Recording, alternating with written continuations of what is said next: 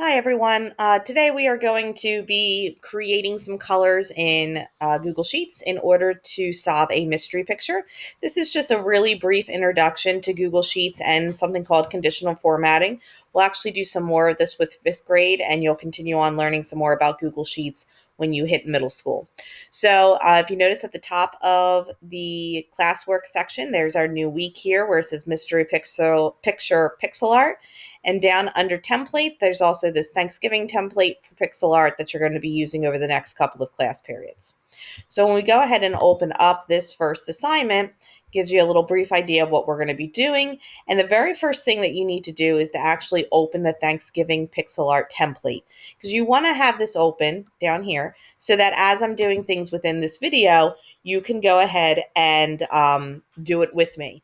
So if you have not already opened the Thanksgiving template that looks like this, you can go ahead and pause the video and go and do that now. Okay, now that the template is open, what we're going to do is we are going to create our colors. In order to create our colors, we have to talk to the computer a little bit. And one of the ways that we always talk about communicating with our computer is by highlighting. And whenever we highlight anything, we tell the computer, hey, computer, look at this stuff that I have highlighted. This is the stuff that I want to change.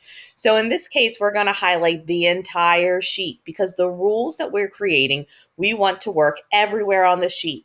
If I just click in one cell, which is this little box here, it's called a cell, what I'm telling the computer is that this rule that I'm creating should only work in this one cell, and that's not going to help us. We want it to be everywhere. So in order to highlight the entire sheet, you're going to come all the way up to this little corner block here. So it doesn't have a letter or a number in it. It's just a plain block in the upper left-hand corner. And when I click it, the entire sheet turns blue, and that's how you know that it's highlighted. All right. Once you've highlighted it, so it's blue like this, you're going to come to format. Now notice here, because I noticed a couple of you ran into this with the Pocketful of Poems program. If you don't see the insert or the format or the file, if you're missing that up here, all the way on the right is this little arrow. And this is a way to kind of hide those menus. So if you click that arrow, all those words come back again. So we're coming to format, and we're coming down to conditional formatting. And when you click on that, you're going to see this window opens on the right. Okay, if you haven't already paused the video, go ahead and pause it now. Click in the corner to highlight the whole sheet, and then format, conditional formatting, and then come back here. Okay, now that the conditional formatting is open, we're going to first delete this kind of random rule that's here with this little trash can. So if this happens to be in your conditional formatting, we want to get rid of that first so it doesn't mess with the other rules that we create. So we're just going to hit the trash can to remove it. And now we're going to add our first rule. So our first rule, when I click add a rule, is going to look like this. And it automatically fills in the range for us. So that's saying every single cell from A1, which is this first cell here, all the way down to the last cell is going to work with this rule. And we're going to say text is exactly on this one. Text is exactly. And we're going to number our color. So our first color is going to be number 1. So I'm going to type the number 1 there. And if I come back to Classroom, you're going to have the paper in front of you. But I also attached the mystery picture here as well. But you'll have one that you can write on. But we can see here that the number 1 is meant to be red. So I need to make my number 1 rule red. So to do that, I'm going to come down to the paint bucket and I'm going to choose red for the paint bucket. But see how the word custom is still there? I can still see that. I don't want to be able to see that because that means it's going to show all the numbers that I type. And I don't want to see the number 1 typed over and over again. So I'm going to also change my letter numbers to be the same color red. And you'll notice that everything is blended together now and it's just a solid color. So right now I want you to pause it. I want you to add your first rule. Remember, you have to select text is exactly, type the number 1, and then make your paint bucket and your letter A red. And then click done and come back here. Okay, good. Now we're going to make the next color. So if we go back and see what the next color is, we have number 2 is supposed to be orange. So now I'm going to add another rule. We're going to say text is exactly the number 2, because this time we're working with the number 2, and we're going to make that orange. So I'm going to pick this orange here. I'm changing the paint bucket and the letters, right? You want to make sure this is a solid block of color. There's no letters or numbers shown. And then I can click done, and you can see that I have now number 1 is red and number 2 is orange. Go ahead and pause the video and make your orange now. Okay, let's see what the next color is. We have number 3 is meant to be yellow. So I'm going to add text is exactly. This is going to be the number 3 this time, and we want this one to be yellow. So I'm picking yellow and done. And there we go. Number 3 is now yellow. And I'm going to keep going and make the colors. You can pause the video at any time or use your paper to kind of look at what's supposed to be which. But we have to make the colors 4, 5, and 6 now. So number 4 is brown.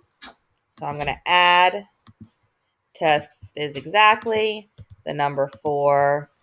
And brown is kind of that tricky color. This is a good brown. I'm going to use that. Brown, done. Number 5 is gray. So I'm going to add another rule. Text is exactly the number 5. I need to pick a gray color that I like. So let's go with that. Okay, this block is solid, so it looks good.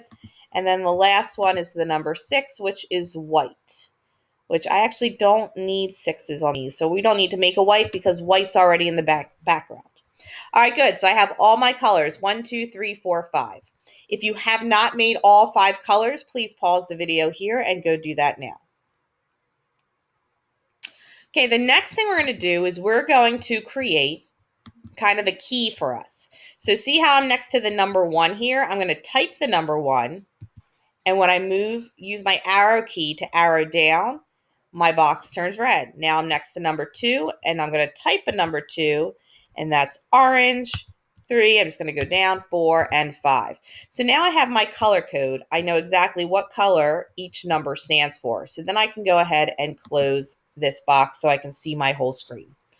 All right, now the last step in this is to actually start solving the problem. What I did was I gave you the paper and I gave you the pencil to work with, and that's going to make it a little bit easier. My recommendation for you as you're solving this is to go one of 2 ways. You either go row by row and kind of type the numbers in and scratch them out on your paper as you go, or go up and down column by column. So whichever way you choose, I would just stick to that the whole way, all the way through. So I think I'm going to start at the top here. I'm going to leave the top row blank just like it is. And if you look, I'm starting on row 2 at column Q. So when I'm going to start row 2, column Q. So if I come here, row 2, here's Q, and I'm going to click in that cell to start. And I have to type 4, 1, 2, 3, 4, 5, 6 times. So I go 1, 2, 3, 4, 5, 6. And there's my first line of my picture.